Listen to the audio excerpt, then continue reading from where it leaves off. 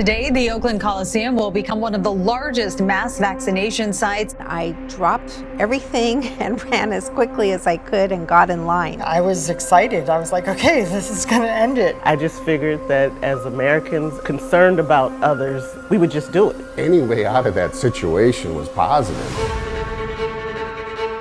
Maddie. I'm proud to introduce Miss Brianne Dressen. What cause of death was not on this map? Thanks for returning my call. And I did not want to be the one to give my mother COVID. Stomach issues. Everything started 2 weeks after. Every single day. The worst part was I could not walk. Couldn't move my arms or legs. No response from my legs. I couldn't think about moving my leg. I can't feel my legs. I can't feel anything. I don't want to die. Next week is his birthday. I want to still live for my kids. You know what? I'm going to celebrate his birthday at. I'm sorry. It's okay. As social media platforms step up their effort to crack down on misinformation about COVID vaccines, some groups on Facebook and Instagram... The truth is not out there. They've done everything they can to hide people, to hide injustices, and to even literally hide the cries of those people that are suffering. If we try to talk about it on social media, you get banned.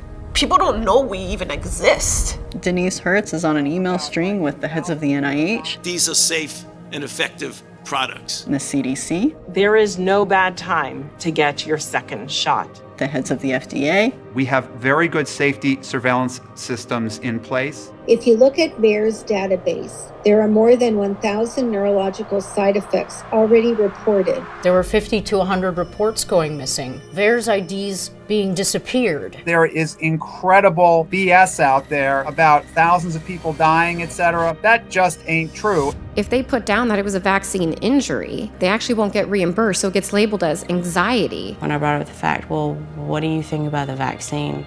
Because that's the only variable. So they said, you know what, this is all in your head. I literally laughed and said, girl, this is all in your head. I said, no, it's not the COVID vaccination.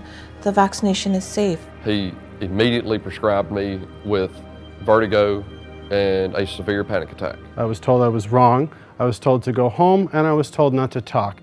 I told my family that I was going to end my life. I gotta look at my son and tell him, honey, I'm gonna be okay. But in my heart, I don't know if I'm gonna be okay. It broke my son to hear that his mom wanted to die because she had gotten a COVID vaccine. These are human stories. These aren't people with political agendas. If I was an anti-vaxxer, I wouldn't have been standing in the freaking line to get the shot. So this story has everything to be interesting. You've got scandal. FEMA had offered me money if I changed my son's death certificate from enlarged heart to COVID. Got secrets. The FDA wanted 75 years to release this data. We don't have any secrets here. You've got money. The patent for the Moderna vaccine is owned by the Department of Health and Human Services. Power. But the base of this story, the very center of this story is love.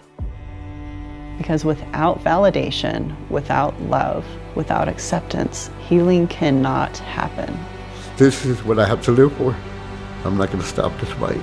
I know that I'm on the other side of the country, but I promise you, you're not alone. People must be willing to look at us. Because once it's recognized and acknowledged that this is happening, the conversation can start. The battle has only just begun. But if you want to know the truth, look at who's being silenced.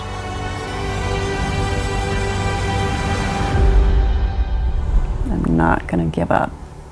And I'm not going to give up on these people.